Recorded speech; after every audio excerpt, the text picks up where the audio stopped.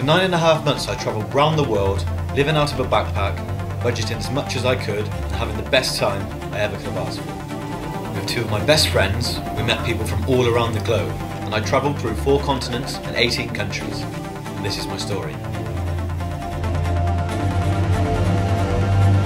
We're going on an adventure! Welcome to The Big Trip.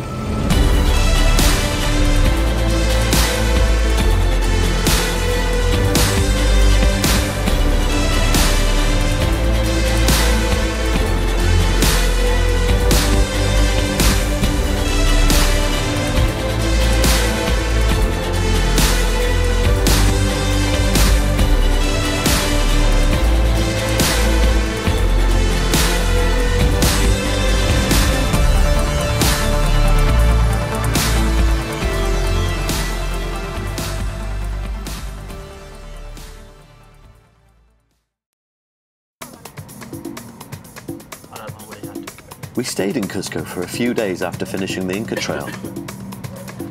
This city was the heart of the Incan civilization and is now one of the most popular cities in South America today.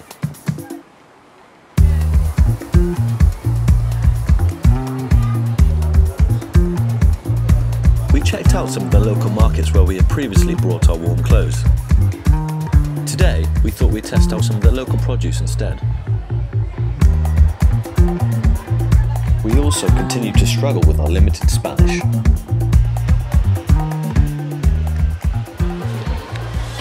We're in the market, currently having some juice.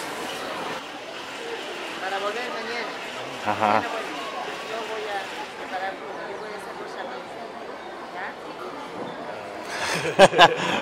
You didn't get it. How's the milkshake? It's good. Full of vitamins and nutrients. Free walking tours could be found in most major tourist cities, and here in Cusco, they took us to play the sapo game. Sapo means frog or toad, and the aim of the game is to throw the coin into the frog's mouth. It's a simple game created by the Incans, and it's a lot harder than it looks.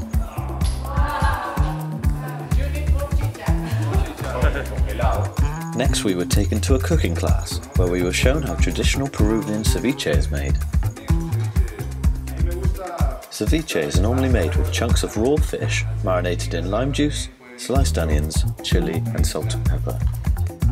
We also tried a popular Peruvian cocktail called the pisco sour. Repeat after me in South America, Latin America, we do it another way. Arriba, Arriba, abajo, al centro, y adentro. A day or so later we left the mountainous area of Cusco to a much warmer climate in the Atacama Desert. After Ryan leaving his bag on the bus and chasing after it in the taxi, we arrived in Huacachina.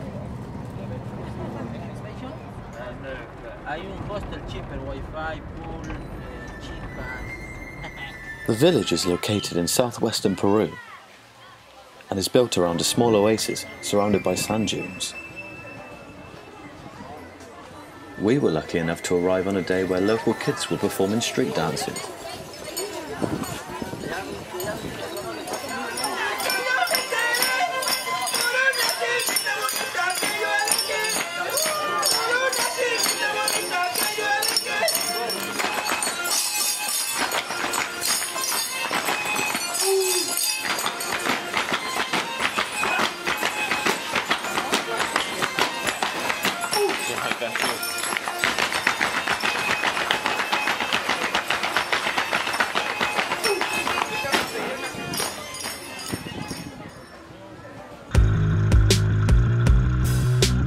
Huacachina's most popular tourist attraction are the big sand dunes.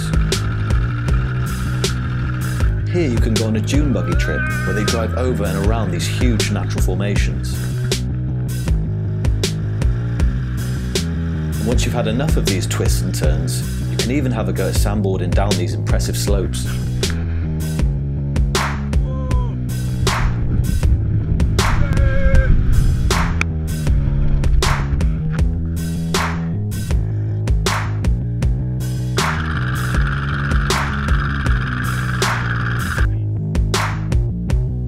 With the sand dunes being so large, and with the right technique, You can reach a pretty fast speed going down there.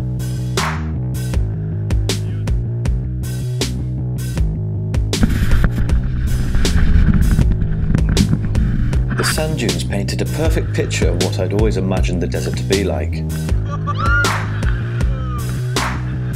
And with a bit of adrenaline fun too, Huacachina is definitely worth visiting.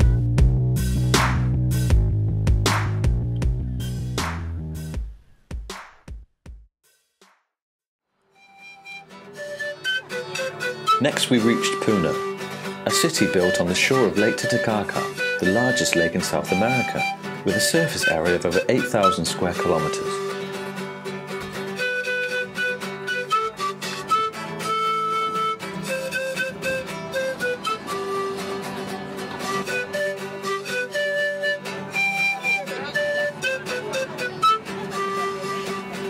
We took a boat trip to visit the Uros Islands. The Uru people have been living on these floating islands for hundreds of years, and they still do even today.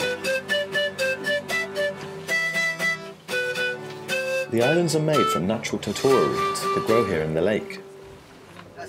They also make houses and even boats from this unorthodox material.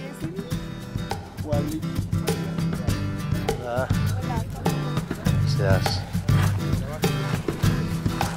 Whoa. What's the ground feel like, Rye? It's quite spongy, a bit strange, but yeah, it's awesome. The roots of the reeds grow and interweave, creating a thick natural layer called kili that support the islands. It is cut up into blocks and secured to each other using sticks and rope. They are then also anchored to the bottom of the lake for stability.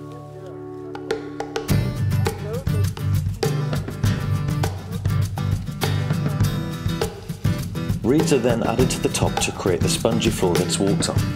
These have to be regularly replaced as the reeds underneath rot away over time. The Uru people still live here in their traditional ways, but support themselves through the tourist visits and selling various handmade souvenirs.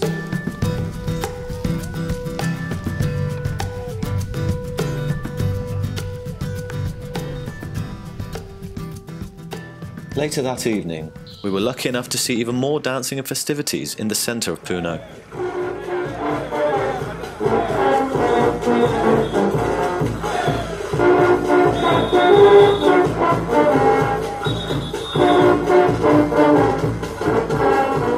I'm still not sure what was being celebrated here, but it was a lot of fun to watch these young men and women show off their dancing to each other.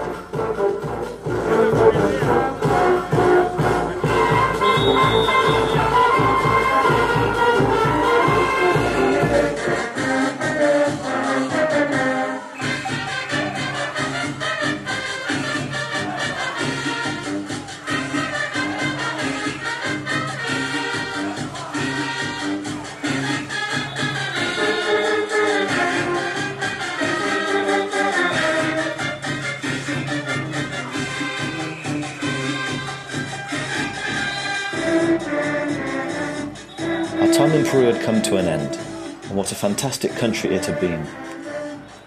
Our first time in South America had been enriched with Andean culture, and as we moved further along Lake Titicaca into Bolivia, we had plenty more to experience. Next time we head to La Paz to cycle Bolivia's death road. Hola, Steven. We celebrate with the locals in Copacabana before heading north to the edge of the Amazon.